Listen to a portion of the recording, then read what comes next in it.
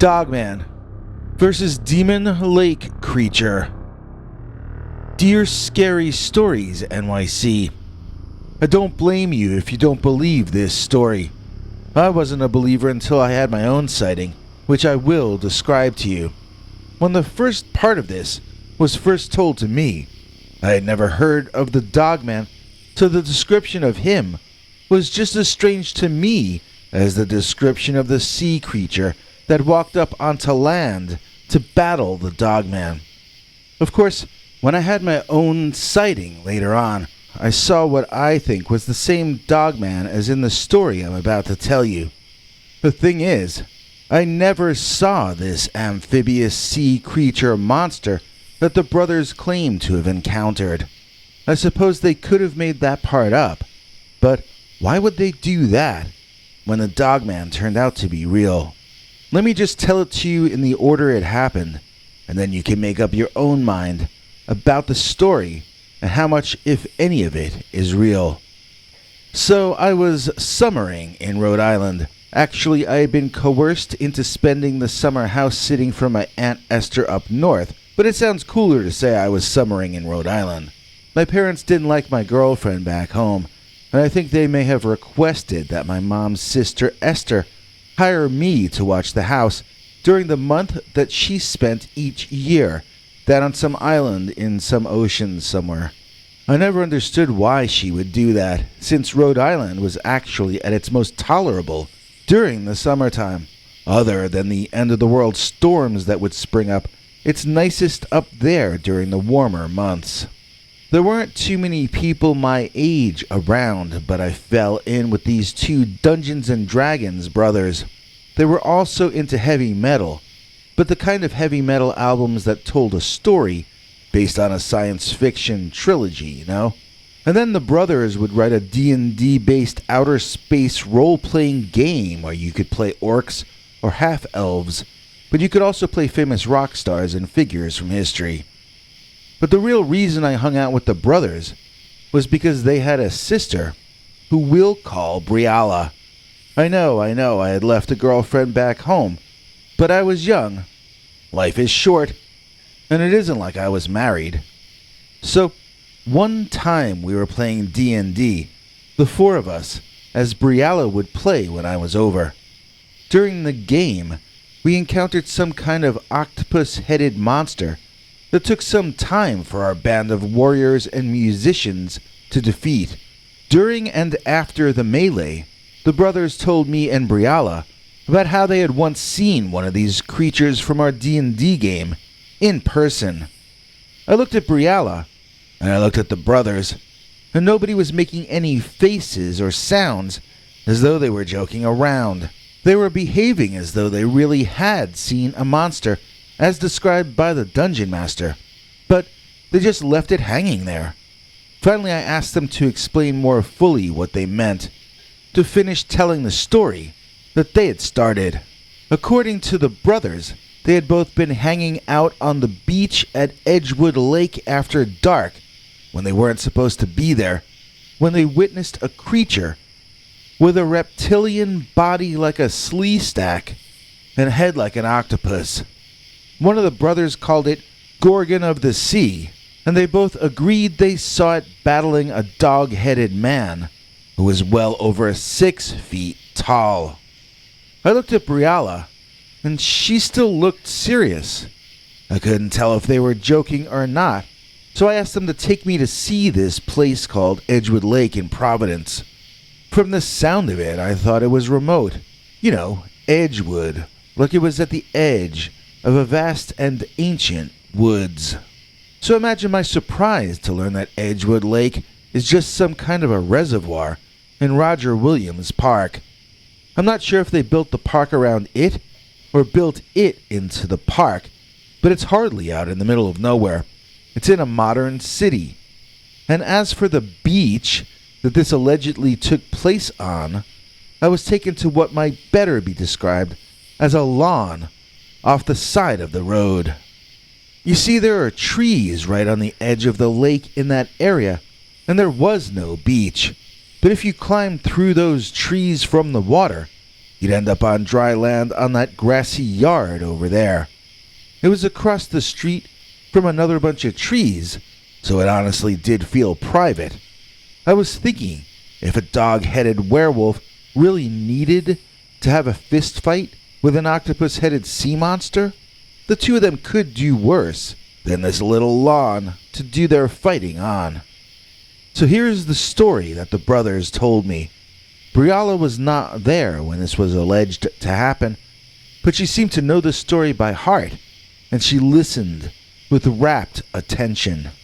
So the brothers were walking around the edge of the lake on their way out of the park and to where they had parked their car.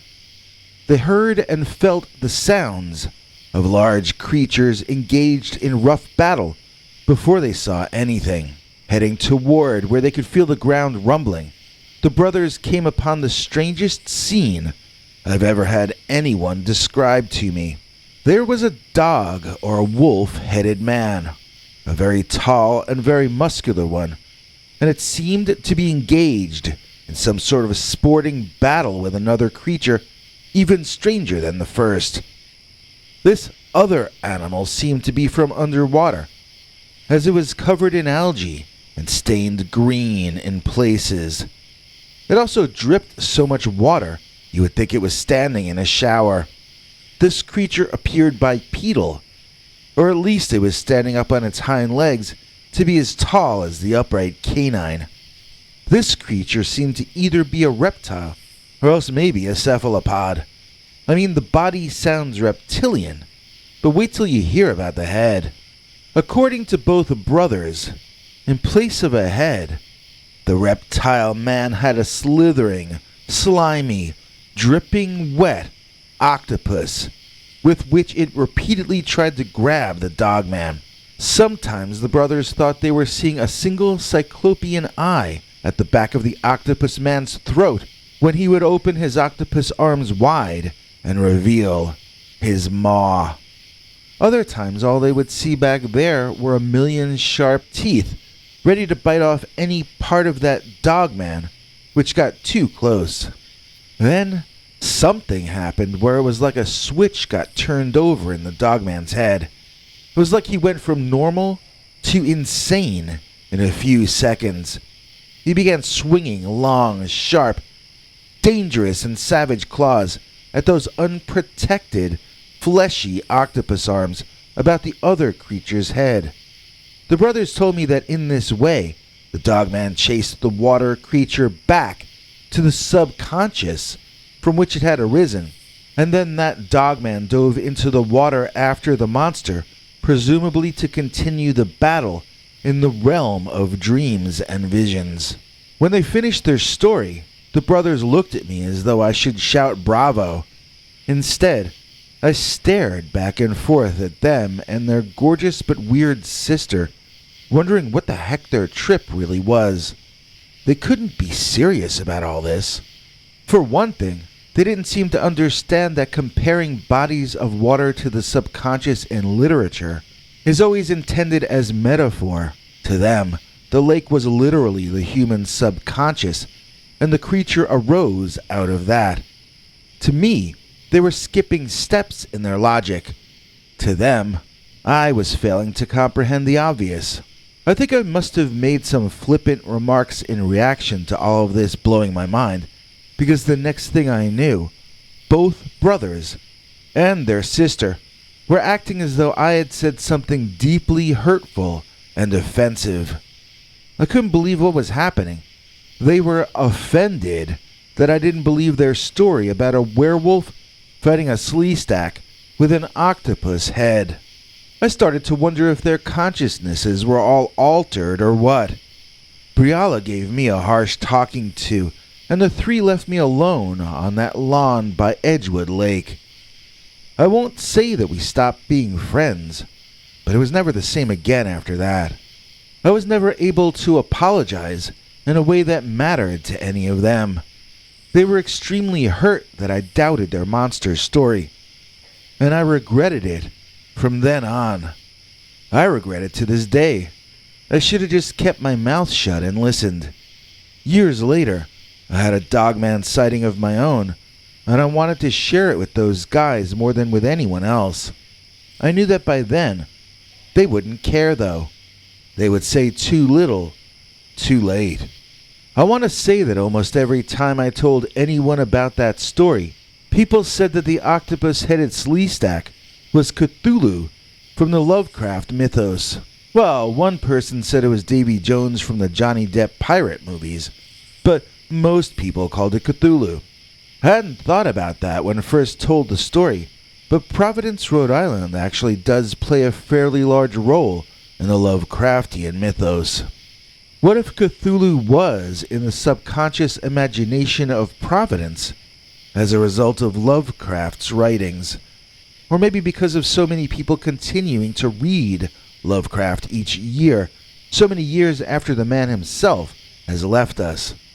Maybe Edgewood Lake, because it exists both in our consensual version of Providence, as well as in the mythic imagination of Lovecraft, and all the others who have continued to imagine his world into reality, genuinely can, in essence, become the human imagination.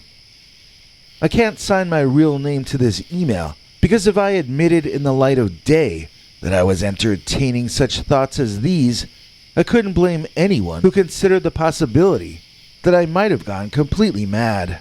Keep that in mind as I tell you of my own Dogman sighting, not far from the scene of the alleged cryptid battle. So I was driving through Rhode Island for entirely unrelated reasons, as this was years afterward. I started to get this feeling of déjà vu, and I didn't know why at first. Then I realized I was on the FC Green Memorial Boulevard, and I was driving up to the lawn on which my friends had claimed they saw a dog-headed man battle an octopus-headed man. I shuddered all over because, wow, for some reason I really expected to see a monster or two on that lawn. I mean, my heart was beating fast, and I felt terrified of what was gonna be there. I also felt intense guilt, as though something bad was gonna happen to me, because I had doubted my friends, and I had lost their friendship. I drove forward anyway, and of course there was nothing at all on the lawn except grass. I laughed at how I had gotten myself so frightened over nothing. And then, a tall, naked man, covered entirely in brown fur, darted out from behind a bush into my headlights, and I thought for certain that we were going to smack straight into each other. I swung the wheel harshly to the right and slammed on the brakes, ending up in a small indentation on the side of the road. I'm honestly not certain where the furry man thing had gone. I know I saw a dog-shaped head on the animal, and I know I saw it standing upright. No, running upright on its hind legs. It all happened so quickly that I cannot say without a doubt that this was not a man in a costume, although it would had to have been a very tall human being, well over 6 feet. I don't believe that what I saw was impossibly tall. I may very well have narrowly missed running into a furry or a cosplayer, because whatever or whoever it was had already run into the trees on the opposite side of the road before I could look, and I could never say for certain what I saw. Nevertheless, I know what it was. It was the Dogman. It had been birthed in my subconscious, then ran out of the lake, rushing out into the road in front of me, on its way to whatever life I've accidentally imagined for it. Or else, maybe it was just a random sighting of a random animal on a random road in a random town. Maybe the Dogman is just a rare species, and maybe there is no magic or mystery left in the world. Another way to look at it says that there is nothing but magic, nothing but mystery, and no explanation ever coming down the pike to satisfy those who are still curious about the Dogman versus the Demon Lake creature. Listen up or be excused, 'cause Blue Cruise brings the news. Please join me in thanking today's executive producer, Blue Cruz, for making this episode possible. In exchange, we share with them our weekly Sunday uncensored stories, which are all far too wild to ever run on this channel. We've got other perks too, which you can get for yourself by either joining our PayPal subscribers club at peterbernard.com or else by doing what Blue Cruz did and clicking that join link under each of our videos to become a Scary Stories executive producer. We'll be back with more Dogman tomorrow. And now here's international TV spokesmongrel Henry Lee Dogman to fill you in on any deets I may have left out. Hank? Thanks for watching till the end. If you liked what you saw, please consider clicking like on the video or sharing it with your friends and family that you think might also be interested. If you would like to see more of our work, please consider subscribing and hitting that bell icon next to the subscribe button so that YouTube will alert you when we put out a new video. To become a channel member and gain access to our special perks, you can click that join link under each of our videos. Another option is to join our PayPal subscribers club at peterbernard.com. You can join for as little as 99 cents on YouTube or $1.50 at peterbernard.com. And that gains you access to our weekly secret uncensored episodes. If you'd like to see our 21 hours of archives of uncensored Dogman stories, then please join at the $3 level or above. To get to watch our shows in advance of the public, please join at our $10 level. That gets you all the perks. If you join our channel memberships, you need to check our community page here on YouTube in order to get the links to the secret videos and other perks. If you're in the PayPal subscribers club, Peter will email you all the news and links himself. Once joining the PayPal club, which is Peter's homemade club, please give him a chance to see that you've joined and to compose you a personal welcome email, as none of that is automated. But whichever you join, we'll name you an executive producer for the next available episode. Do you have a scary experience that you'd like to share with us? You can email us at scarystoriesnyc@gmail.com or call our Scary Stories voicemail hotline at 804-LA-SCARY.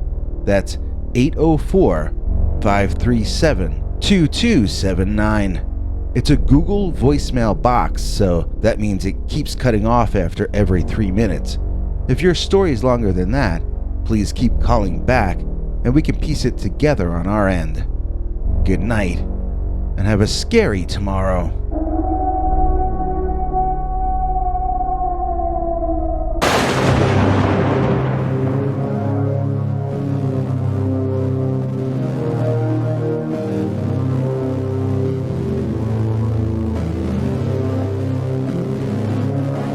Come back for more scary stories.